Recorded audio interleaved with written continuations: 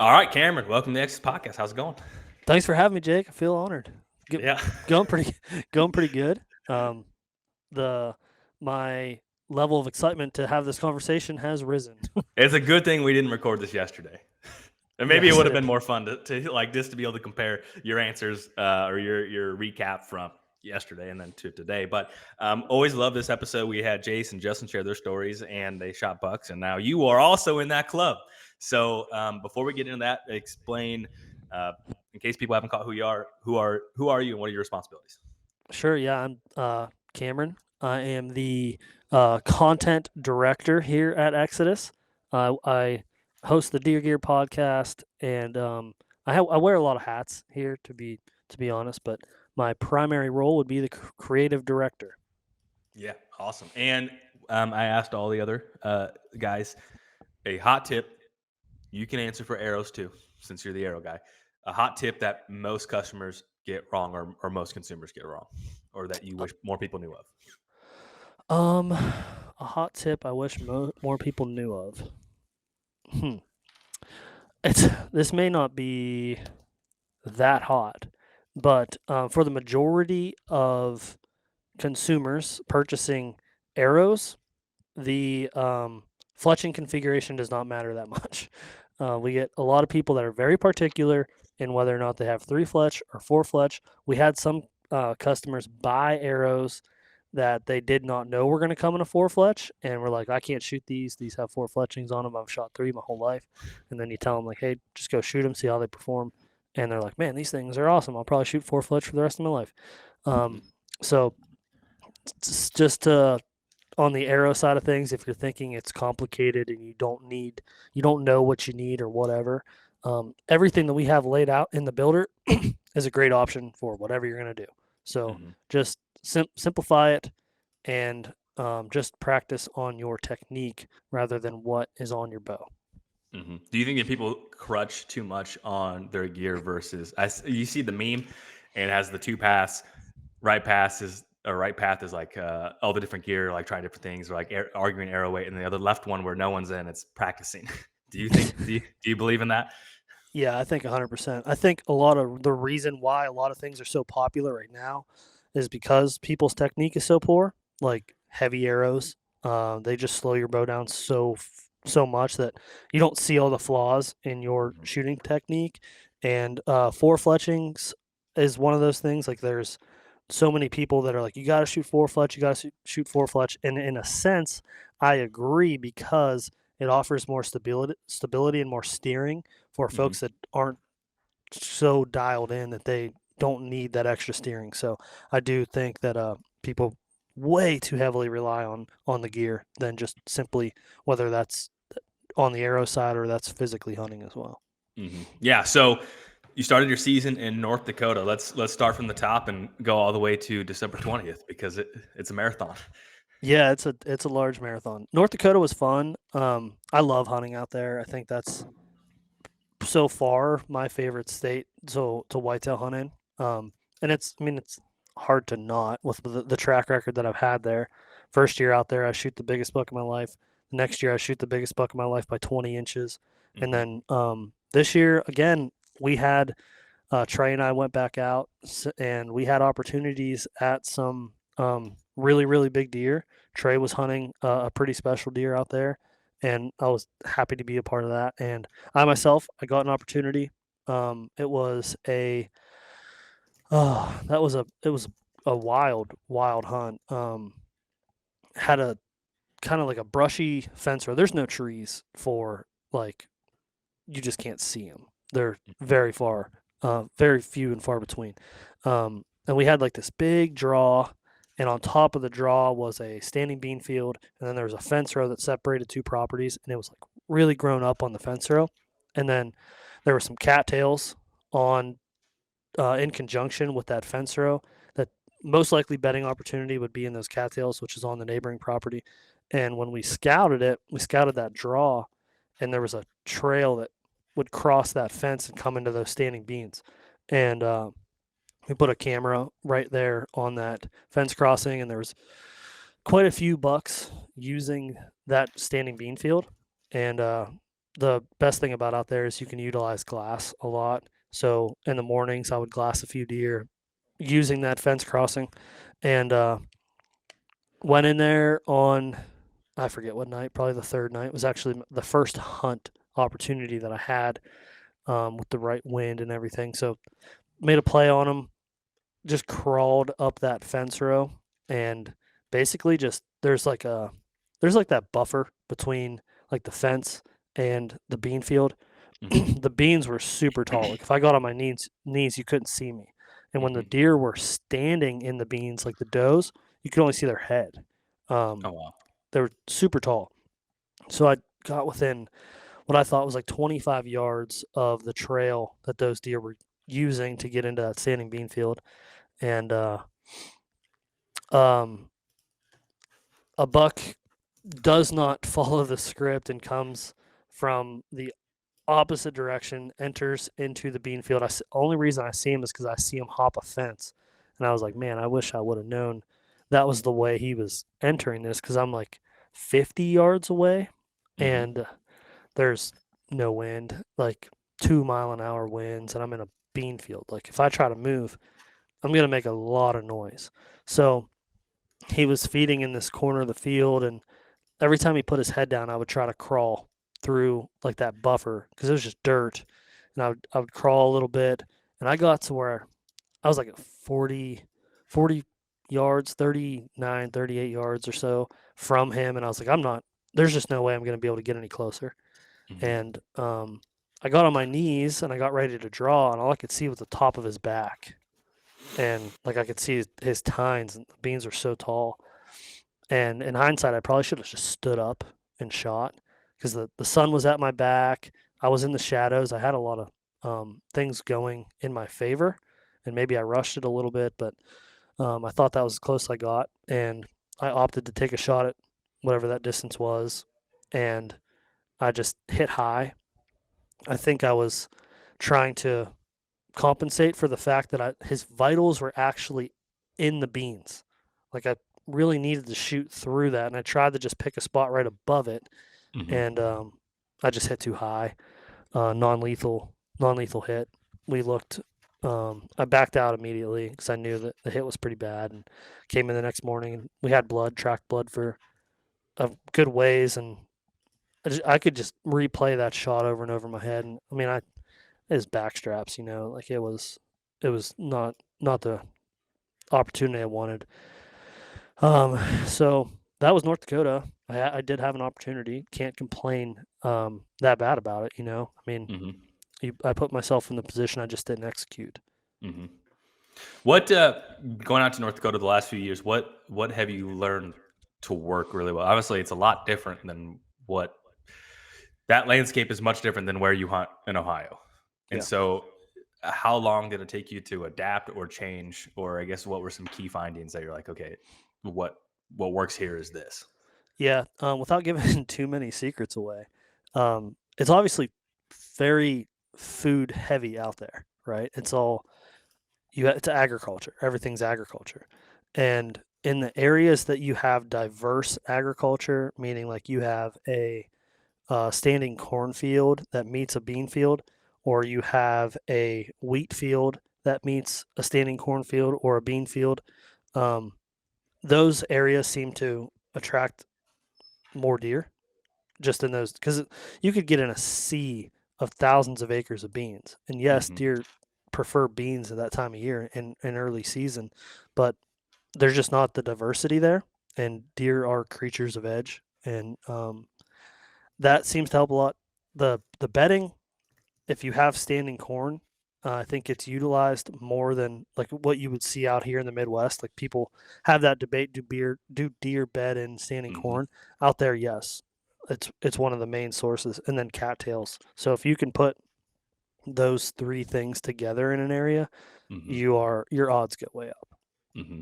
Yeah, that's a good piece of advice. It's funny how different you can take hunting in Ohio or Pennsylvania and like some of those same key principles, like copy and paste, put them over in North Dakota. Obviously, Mhm. much different landscape, much different habitat, but the three different types of habitat coming to one area seem to be what worked well for you. 100%. Yep. So you have North Dakota, you head back to Ohio.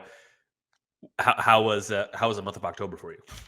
Well, so I moved to a new area, new neighborhood, bought a farm, bought a house, little hobby farm, in a new area. So my expectations from talking to people in the area, friending farmers, my expectations were pretty high, to be honest with how my Ohio season would go.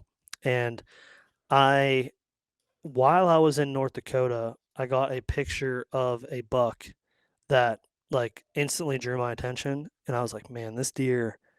First impressions of the deer were like, holy crap! Like this could be the biggest 3 year old or like the coolest 3 year old ever. Like I thought he was super young. I mean, summer pictures are a little bit deceiving, and First year in the area too, which is always really tough. I have no idea that this deer ever existed prior, right? And Mm-hmm. then the camera was super high, so just my all of my angles weren't that great. But this deer has double split G2s and um, just like the mass that you dream of in a deer. And I was like, oh my god! So instantly was like, that's the deer in Ohio. Well, there's another big 8 pointer that'll come into play later. He was the number one until I got this picture, and I was like, either one of them are like 100% it, but this one was more accessible. I had access to him immediately, and so I had a oh man, October. I had a really good game plan on this deer. I in July there was a thunderstorm that was rolling in, and I thought maybe it wouldn't hit us, and I went to glass this one bean field that was adjacent to this property that I could hunt. And I was going out into this little stand of timber that was meets this bean field, and the rain was coming, then the wind picks up, and I got caught in like the thunderstorm of thunderstorms. And I'm just in this woods, and I'm like, oh my God. But as I was in there, the wind's howling, all these acorns are just raining. And I was like, holy crap. Like I stumbled across the only acorns, the only white oak acorns in Mm-hmm. like a 2 mile radius. I was like, there's gotta be some deer in here. And I just like kind of poked around. I found a primary scrape that was from the previous year, like just huge, you know? Mm-hmm. So that's where I hung that camera to get that picture of that deer in September.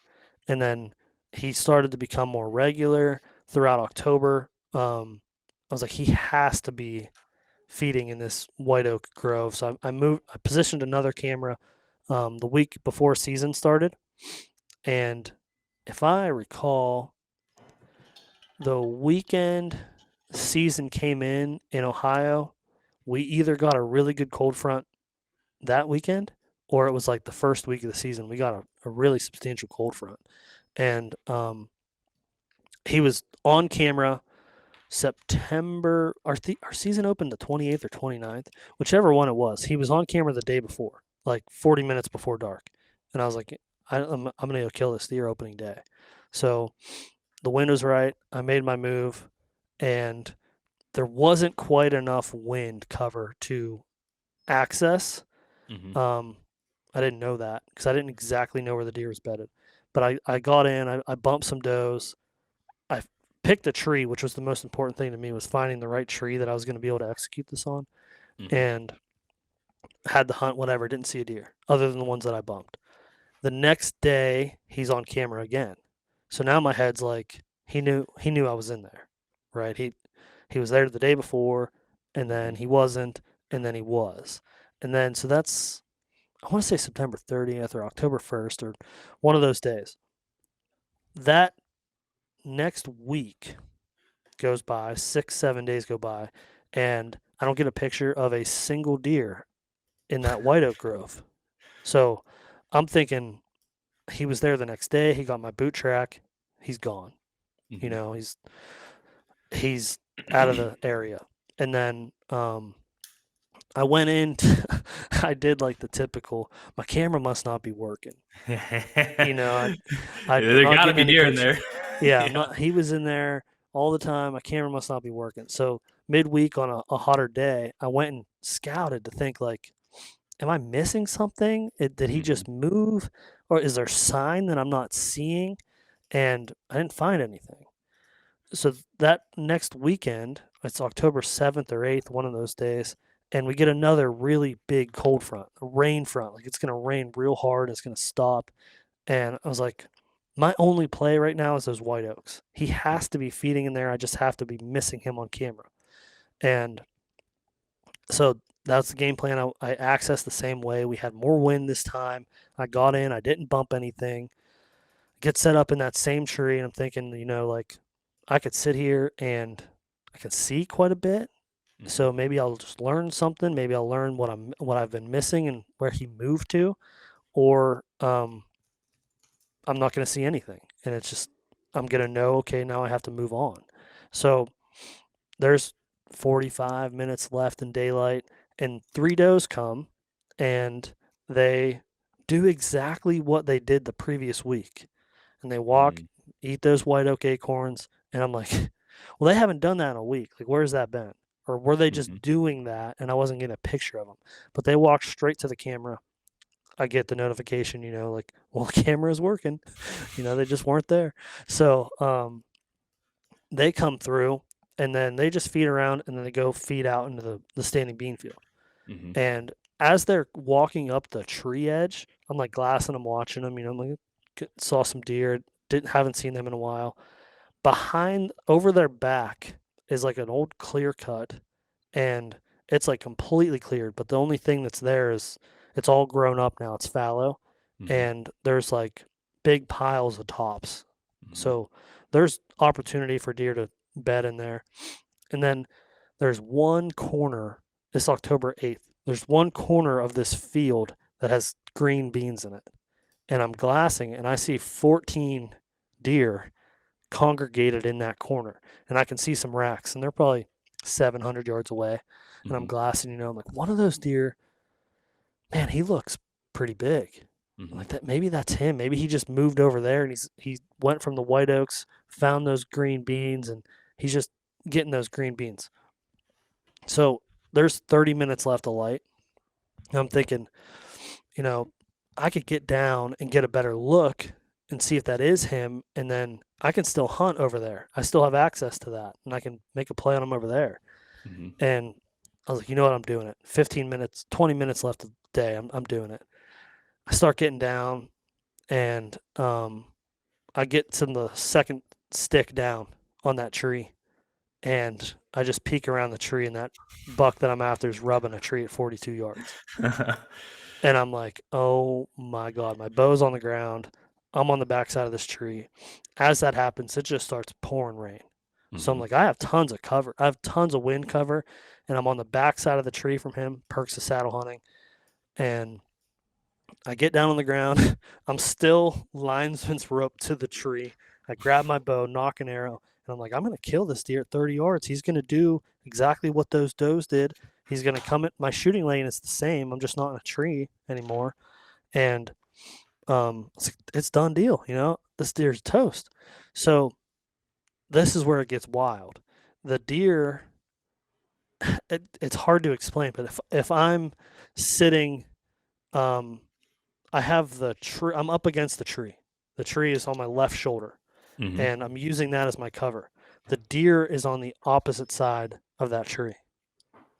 So he takes a beeline to the base of my tree, and I'm on the other Mm. side of it because I'm like peeking around at one point. I'm like, where did he go?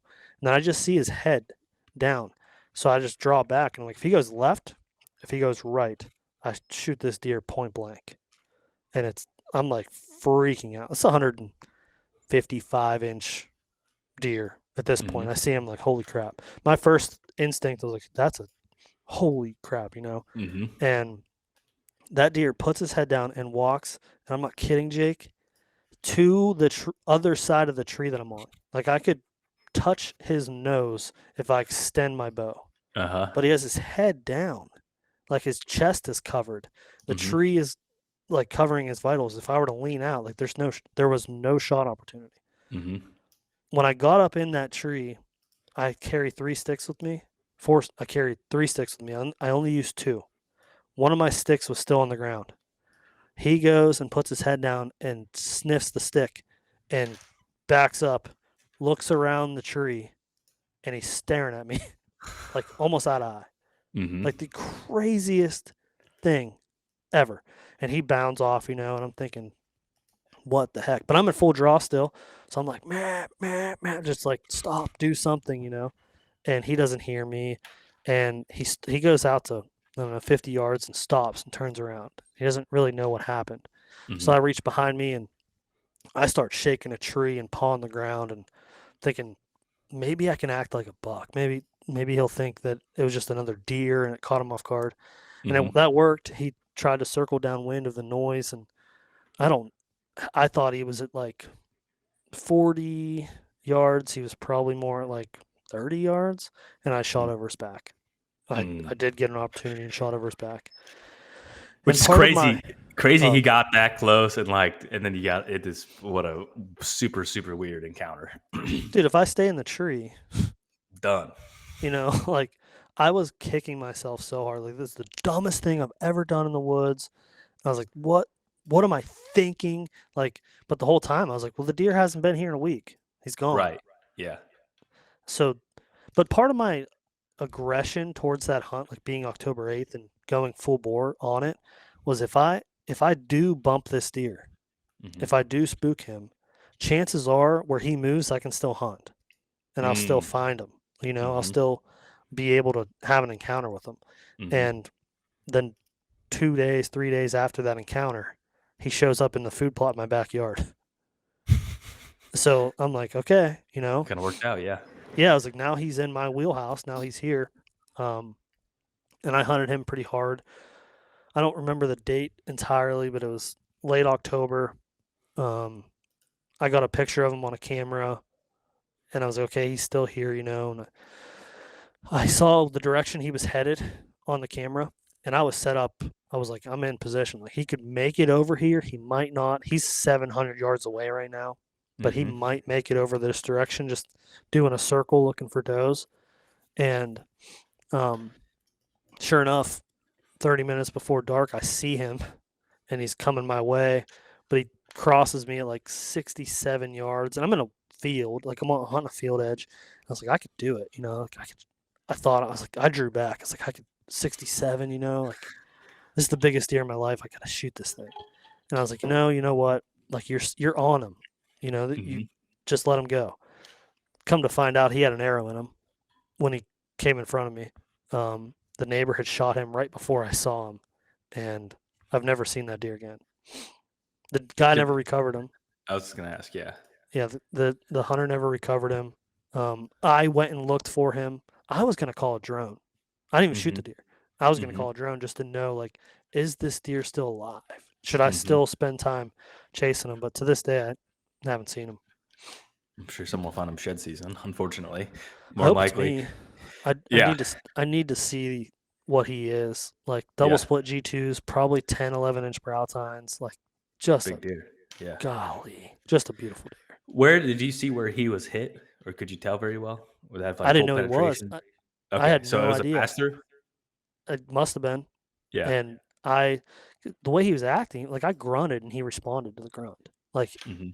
there was I never thought to look like, is he wounded? That never crossed my mind to think like, maybe this deer just got shot.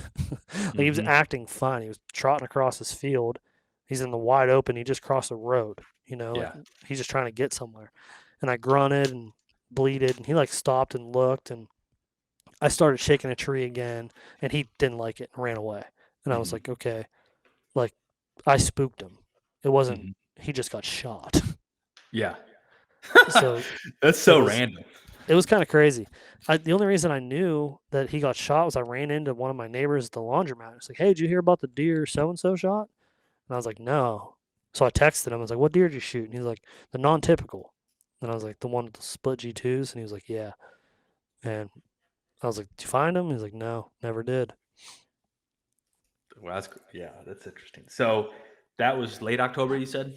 Yeah. I don't remember the date. Uh-huh. But it was 28th, 29th, Mm-hmm. somewhere around that time frame. So then, leading into November, when did you leave for Kansas? I left for Kansas November 6th. I didn't hunt anymore after I didn't know that that deer was alive. Mm-hmm. I just around home, that's the only deer I had access to that I wanted. Mm-hmm. The big 8-pointer from the summer was still there, but I only had permission to turkey hunt that property. I never had permission to deer hunt. The landowner said, "We'll talk about deer hunting," but Mm-hmm. new to the area. I didn't want to press, I didn't want to push the issue. But so all my eggs went into Kansas from there. And to make a uh, long story short on Kansas, I got my ass handed to me. I mean, it was. I felt so. I don't know. Just every day, I was like, "What am I doing?" And I never got within bow range of a buck the entire 15 days I was there. Weather kind of sucked, but Mm-hmm. I mean, you had Reese in camp, he killed. Jason camp, he killed. Um, Hunter in camp, he killed. Clint killed. Like, there's only one other person that hasn't. Well, Trey didn't, but Trey only had 4 days. Um, Mm-hmm. I just had a game plan to cover ground, spot and stock, find a deer, bed it. And I just wasted way too much time trying to find that scenario. Mm-hmm. And all the other guys that killed found a terrain feature, stuck it out. Mm-hmm. And I was like, no, I want to do it this way. I had a thought on the experience that I wanted to have. I wanted to decoy a deer, and I wanted to have that experience. And unfortunately, I just didn't find it. Next trip to Kansas, are you gonna have that same strategy, or are you gonna find a feature and park up in it? It would depend on where I went. If I went back to the units that I went to this year, I would just find a feature and park it. But my goal is to still have that experience. I want to spot and stalk or decoy a buck in a Mm-hmm. wide open prairie, CRP. Mm-hmm. So I'm just going to change where I'm at. Mm-hmm. So okay, what type of what type of terrain ideally? Because was there not enough prairie there to where you could do that, or would you just go to a different part that has more prairie, or more flat, or more roll? There was too much terrain, to be honest with you. There's like ditches and gullies, and there were some rolling terrain features that you couldn't get a vantage point and see enough. Mm-hmm. Everything that your glassing opportunities were from the road, from the truck. Mm-hmm. And that works, but you can only see so far because there's just giant ditch, or Mm-hmm. there's over a rise that you just can't see. So, I mean, I put on 5,000 miles on my truck while I was in Oh my Kansas. gosh, Yeah. jeez. And I mean, that's whatever, call it being naive or whatever. I thought that I could have that experience, and I just couldn't. And I talked to people out there that were also like under the same mindset. Like, this is what I came out here to do. They didn't kill either. So Mm-hmm. um, I just wasn't in the right terrain, the right area to do what I wanted to do.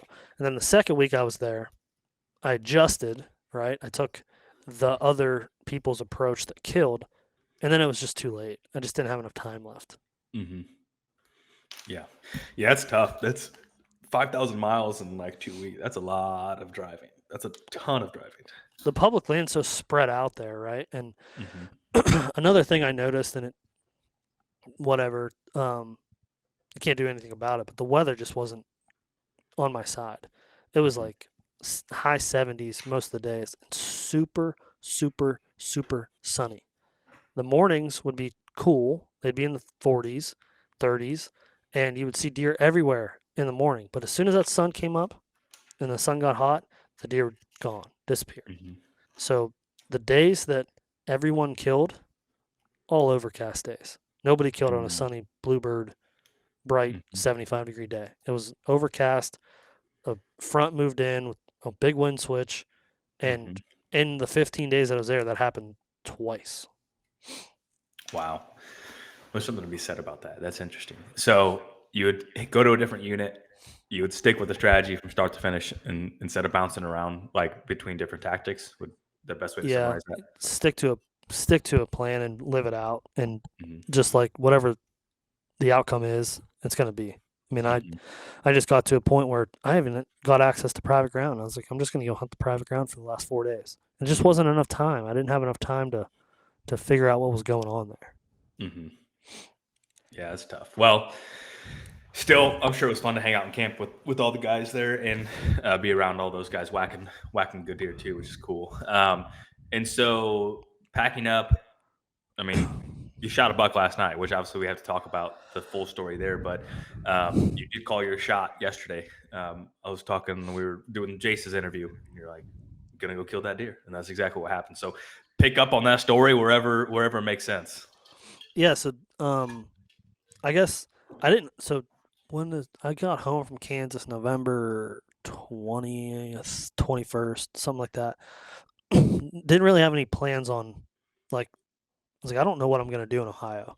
I need to just I need to find deer. But my thought was I'm gonna find the deer post gun season. I'll let the gun Hmm. season roll through. I'll hunt with a gun. If anything happens, like, great. But Hmm. I'm not banking on it. But late season in Ohio, you have an opportunity. You have a ton of time. You can hunt until February. It's insane. And it was always my thought process in Ohio was like I'm not going to put a ton of effort into the gun season because I want to kill a deer with my bow and I Hmm. have so much more time after. I only have a week with a gun. I Hmm. dedicate my season to a gun hunt that everyone's pushing deer around. You have no idea what the deer are going to do anyway. So Hmm. going into that, I started moving some cameras around back to areas that I hunted previous years, like scouting a little bit there. I was like, maybe I'll hunt with a gun here just to see what's going on. And then where that big 8-pointer is, I was talking to the landowner and he was like, man, I gotta get my knees replaced. And I was like, dang. I was like, you gonna be able to hunt at all? He's like, probably not. And I left it at that. And I was like, okay. And then I started scrambling more. And I was like, I gotta find a deer. I gotta find a deer. And I was like, I have this big 8-pointer that is like probably pretty killable. I just have to ask him if I can hunt. So I Hmm. just texted him one day. I was like, hey, I hate to ask on this circumstance because you have to get your knees replaced, but um, it doesn't sound like you're gonna have anyone hunting back there. Would you mind if I chase that big 8-point? And he Hmm. was like, you know what? No one else has hunted here all year. No one's gonna hunt here. I can't get out. It's all yours. Have at it. Wow. So I got access to that property that I could previously only turkey hunt. And I was just running cameras for the landowner because he loved it, right? He was Hmm. like, these things are great. I just love to know what's back there. And so he likes to feed the deer, right? He has a corn pile out, and he watches it all year. And he has like a spotting scope from his porch that the deer are way back out. And when the Hmm. deer come, he likes to watch them. And this big 8-pointer just kept being kind of silly. Hmm. So I hunted him every day but two of the gun season. The first day I did not hunt him, I went to a property that I had hunted previously. And I was like, I'm just going to shoot a doe, need some meat in the freezer. Um, go down to that property, the buck daylights. And the landowner calls me. He's like, I hope you have a good excuse for not being here because I'm watching that buck right now. And I blamed it on you guys. I was like, I had to work. Like, I couldn't get out of work. I wasn't willing to admit that I was just in the wrong place. Hmm. Um, and so I was like, well, you know what? I'm going back. Next day, hunted there. Next day, hunted there. Next day, hunted there. And I came to realize that the situation where that deer was at, he had to have either known that I was coming or he could smell me from where he's at. I'd never been there in the Hmm. woods. I've only talked to the guy. So, gun season, Saturday, the only Saturday of the first gun in Ohio, that deer is in a wide open field at Oh no. 12:30 in the afternoon. Oh man. I was like, this deer's gonna die. So I hunted him that evening. Didn't see him. Sunday was a complete washout. Didn't hunt. So he daylights twice in the week of gun season. I was like, all I need is the right weather, and I'm gonna kill this deer. And it was like the deer was so conditioned. This guy would drive his side by side every day at 3 o'clock to walk his dogs, and sometimes he would put a bucket of corn in the back of his side by side. He'd Hmm. dump it out, and I'm not kidding. Every time he did that, An hour and a half later, 45 minutes later, that buck goes to that corn pile, Mm-hmm. like every time. So we get the right weather yesterday. I call the landowner. I'm like, hey, if I hunt tonight, would you be able to drop me off? I'm going to hang a set to kill that 8 point. But I was like, we need to put some corn out when we do that because there's nothing there. And he is Mm-hmm. so conditioned that when that side by side comes and the corn hits the ground, he's coming. So I mean, it was like I don't know how else you put it. Like I'm not gonna. That was the strategy. I Mm-hmm. called the guy. He's like, I'm in Arkansas. I was like, dang. So I had to coax someone to drive me back there and do that. And sure enough, he drives me back there. Dump the bucket of corn on the ground, and I can't shoot to the corn. I'm just assuming that they're gonna take a certain route to get to the corn. Mm-hmm. And there's only a few handful of trees that I could get in, not a whole lot of cover. So I hang my saddle set, only 2 sticks up in the air, and it was like it took me forever to get set up because there's no wind, it's cold out, everything's loud, and Mm-hmm. I finally get set up and I have like an hour and a half left of daylight, and I sit there, and probably um, 25 minutes left of light, I just see a string of bodies coming through the woods because you could see forever in Mm-hmm. the with the snow on the ground, and there was like 7 does. And I was thinking to myself, like back in my head, I was like, on the camera, I only ever see 2 or 3. Like, where are all Mm-hmm. these deer coming from? So, I was like, yeah, I'm just gonna shoot a doe. Like 20 minutes left, so I grab my bow, and they're coming in, and they're working from my left to my right. And as I'm looking at them, I hear something walking to my right, which is approaching the corn pile. And that buck is on his way, walking through a wide open hayfield that I have no shot opportunity at, but he's 25 yards away. I was like, Mm-hmm. oh my God, oh my God. It's the first time I've seen this deer in person. I'm Mm-hmm. like, oh man, I'm freaking out. And these does are they're gonna ruin my program. They're I was kind of searching for a tree because there's only a few trees. There's a lot of trees in the area, but only a few that you could get in to Mm-hmm. effectively shoot. They're pin oak trees, and there's just branches everywhere. So I picked a tree, but after I walked around a little, and the does are coming in a line, and like the third doe hits my boot track, and she stops, and she looks at me. She's pinned me. She knows I'm there, and eventually they get past me and they go towards where they're going to go feed, and they just were never content. They were never like it's safe, so they would kind of act like they're going to go back towards the woods, and that's where I needed that buck to go. I needed him to come and head toward the wood line because I thought he Mm-hmm. was going to come from that way. He just didn't. Um, and the does are feeding around, and there. I have 8 deer in December at 7 yards. Mm-hmm. Like no wind. I can't move. I can't breathe. I'm thinking of Heath Cisco the whole time. How he talks about like you're Yeah. never going to get a shot off when you have that many eyes. I'm like, this is And they this can sense is the energy and everything else. Yeah. yeah. I was like, this is screwed. But so one of the does starts working back towards the wood line, and she looks over her shoulder and looks at me. I was like, I have 2 options. I sit here until dark, and who knows how long they're going to feed out in this hayfield, and Mm-hmm. I'd never get out of here, and it's 30 degrees, I'm freezing. Mm-hmm. Or I try to spook the does and just hope that they go in the direction that I need them to go and lead him with them. Like they'll go and he'll follow. So just took my bow and just like swung it, like just moved it in the direction when that doe was looking at me, and that was all I had to do. And she turned and walked off. All the other does walked off, and he just kind of put his head up. He kept eating, and then eventually, 2 minutes later, walked right down the trail at 6 yards, and I shot him. That's crazy. What a one hunt. One hunt is all it takes to change the season. And I only Which bow hunted that deer once.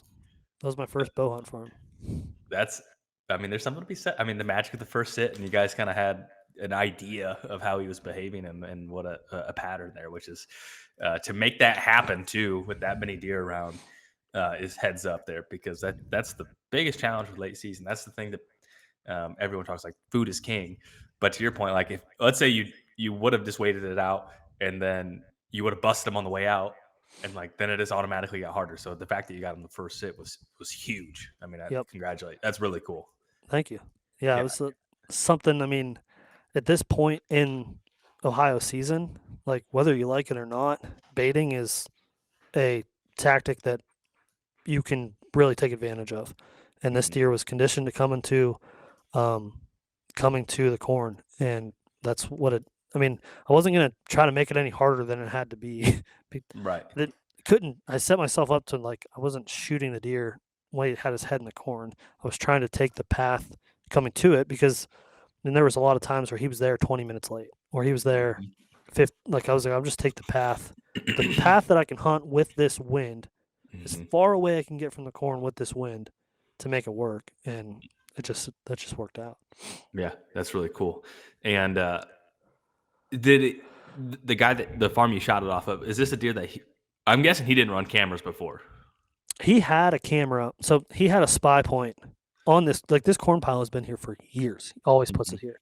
He runs a spy point on it, but it wasn't working. Like the camera Mhm. wasn't working. And one of the farmers that I friended here was like, "Hey, there's a guy in the neighborhood that works for a cellular camera manufacturer. Mhm.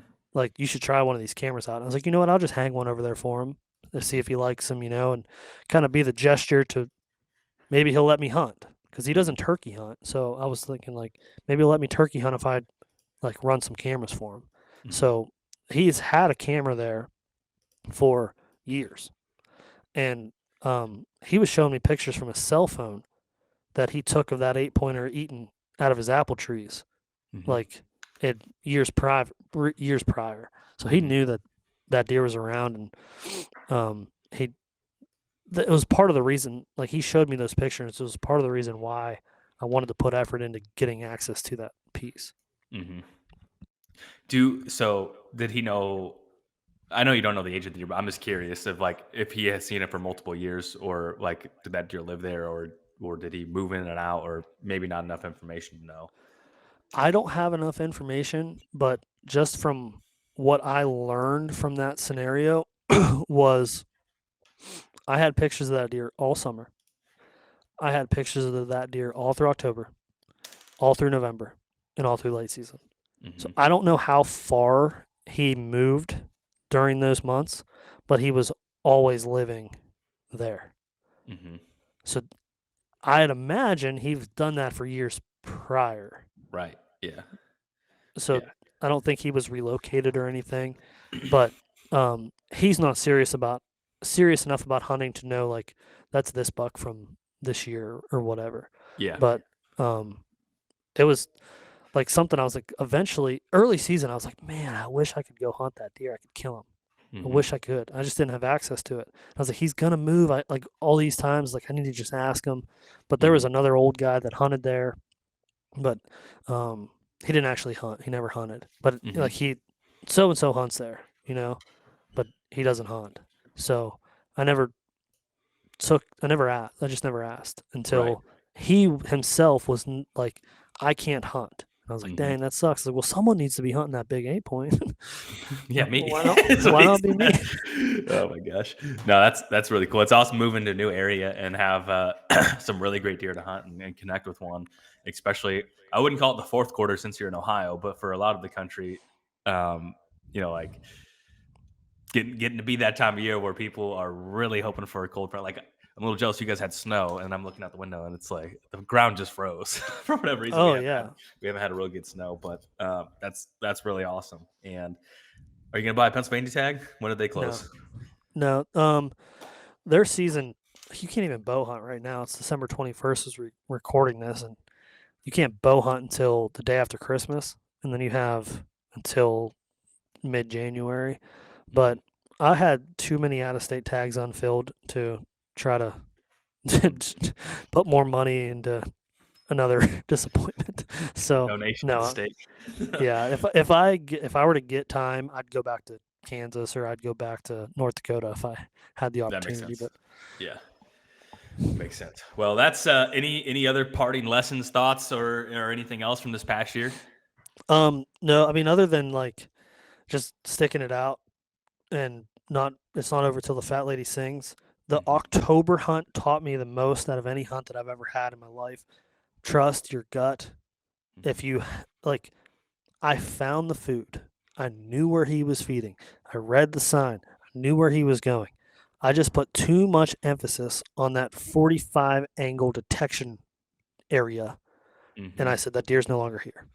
And I Mm-hmm. just was like, in my head, I was convinced that he was no longer there, forced me to get out of my stand 15 minutes early to go look and see if he had moved.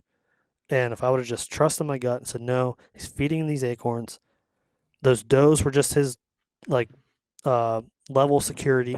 They moved through. Almost every time that they moved through, he was there after. But I was just so convinced that he was no longer there because I didn't get a picture of him that it cost me him. Mm-hmm. Yeah. Yeah, I mean I feel like it sucks at the time, but those lessons you won't make that mistake again. So I guess that's the silver lining in that of just every season. Hopefully, you learn something, or you make a mistake that you won't make again, or you have something click. And I think that's the beauty of every season. You get an opportunity to get better, and Yeah. that's probably what I look forward to the most. So Yep. that's really cool. Well, where can people follow along on whatever we have going? Well, yeah, the Deer Gear podcast on Fridays.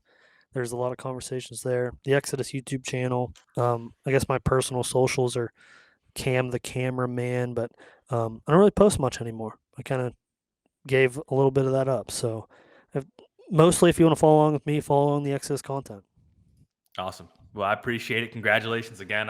I'm glad we waited till the day because boom, it changes. Yeah.